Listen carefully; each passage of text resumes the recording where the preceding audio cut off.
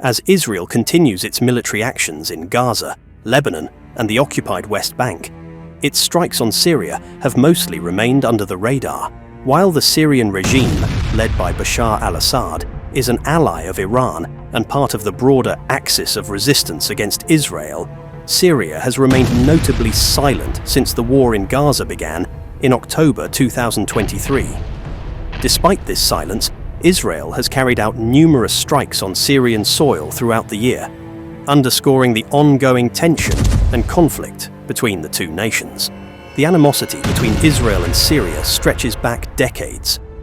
Since their establishment in 1948, both nations have been locked in a hostile relationship marked by numerous wars, including the 1948 Arab-Israeli War, the 1967 Six-Day War, and the 1973 Yom Kippur War. Though a ceasefire was established in 1974 along the Golan Heights, tensions never truly subsided, especially as both countries have been involved in proxy conflicts, including the Lebanese Civil War and the Syrian Civil War, which started in 2011. Despite intermittent ceasefires, Syria has never recognized Israel's legitimacy, and Israel remains wary of Syria's alignment with Iran. Relations between the two countries remain tense, with no formal diplomatic ties, although limited interactions such as trade between Druze communities across the Golan Heights continue. The situation is further complicated by the ongoing Syrian civil war.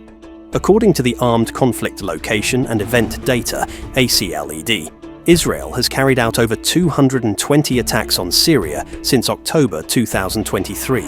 These include airstrikes and artillery bombardments aimed at various sites across Syria. The Syrian Observatory for Human Rights, SOHR, reported that more than 100 of these strikes occurred since the beginning of 2024, resulting in at least 296 deaths. Israeli targets have primarily included weapons depots, vehicles, and headquarters of Iranian-backed forces, as well as infrastructure linked to groups like Hezbollah. A notable attack in April 2024 involved Israeli fighter jets bombing the Iranian consular building in Damascus, killing 7 members of the Islamic Revolutionary Guard Corps, IRGC, including 2 high-ranking generals responsible for Iran's operations in Syria and Lebanon. Syria has strongly condemned Israel's actions, but has generally opted for a measured response, refraining from direct military confrontation. While rockets have occasionally been fired at Israel from Syria, many of these attacks have been attributed to Iranian-backed groups, rather than the Syrian military itself.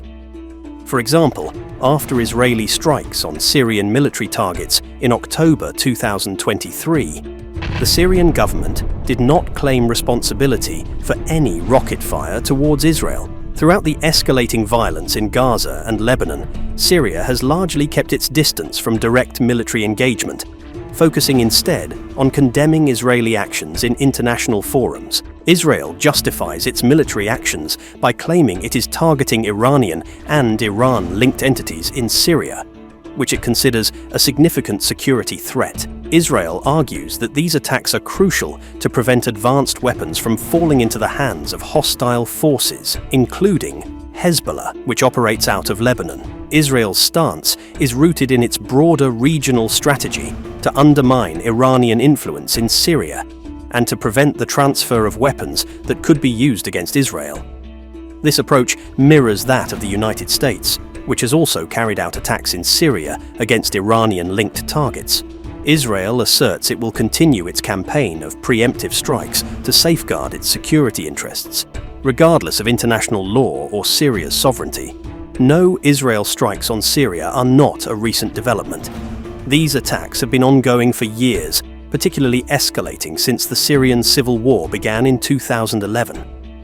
While the frequency of Israeli military operations in Syria increased significantly, starting in 2017, the attacks intensified dramatically after the outbreak of the Gaza conflict in October 2023. Israel's involvement in Syria has become more pronounced as the country seeks to prevent the transfer of advanced weaponry to Iranian-backed groups like Hezbollah, further complicating the dynamics of the Syrian civil war. One of the most significant operations was Israel's Bashan Arrow, which targeted over 350 sites across Syria. The operation aimed to neutralize Syria's military infrastructure, with the Israeli Defense Forces, IDF, claiming to have destroyed around 70 to 80% of Syria's strategic military assets. The targets included air bases, weapons depots, chemical weapons sites, missile systems, and naval vessels in Latakia. The operation's primary goal was to prevent advanced weapons from falling into the hands of Hezbollah or other hostile groups. Israel's military campaign is part of a broader effort to control the flow of arms into Syria, particularly following the weakening of Bashar al-Assad's regime. Following the dramatic collapse of Bashar al-Assad's regime in late 2023, Israel made it clear that it would continue to act militarily in Syria if necessary. Prime Minister Benjamin Netanyahu emphasized that Israel would seek to establish relations with any new Syrian leadership, but would not hesitate to take action if Syria allowed Iran to reassert its influence or permitted the transfer of weapons to Hezbollah. Israel's Defense Minister, Israel Katz, warned that groups threatening Israel's security would face retaliation, and the IDF is actively working to create a sterile defensive zone in southern Syria.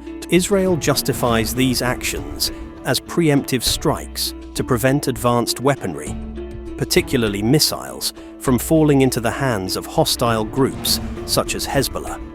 The frequency of these attacks has intensified since the Gaza war in October 2023, and Israel's military operations in Syria have been described as a proactive campaign to curb Iranian influence in the region.